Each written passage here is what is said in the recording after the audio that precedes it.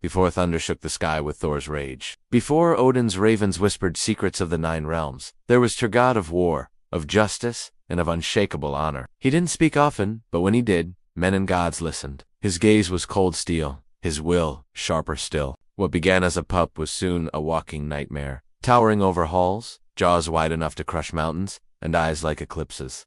The gods had a problem, a monstrous one. Fenrir. They forged chains of iron, bronze, and fire, but he snapped them like threads. Son of Loki, wolf of prophecy, a beast born of chaos, destined to devour Odin at random. He grew fast, too fast. This is no chain, he growled. It reeks of trickery. The gods grew afraid, but they hid their fear behind smiles and offered games to test Fenrir's strength. Odin turned to the dwarves from the roots of a mountain, the breath of a fish, the footfall of a cat, and 6 other impossible things. They crafted Gleipnir silken ribbon that shimmered like moonlight and could bind the unbendable.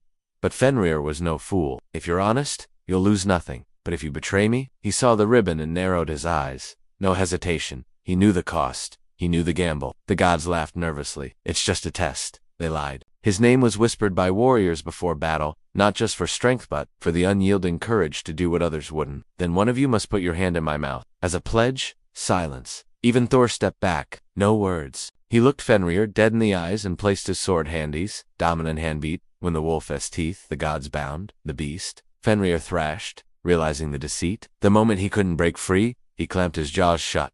Bone cracked. Blood spilled. Tyr did not scream. He met the wolf's fury with a cold, unflinching glare, the kind only a god of justice could give. When the others laughed and celebrated, Tyr stood alone, blood dripping from his stump, silent as a blade. From that day forward, Tyr was known as the one-handed god, not for weakness, but for sacrifice. He gave up his sword hand not in battle, but in honor, because war without justice is just slaughter. He trained harder than ever, learning to wield sword and spear with his left, mastering every form of combat with relentless discipline. And when Ragnarok comes, and the wolf breaks free, it is not Thor or Odin who stands in Fenrir's path. It is Tyr, handless, fearless, sword burning with divine vengeance, because true warriors don't need 2 hands, only one unbreakable will.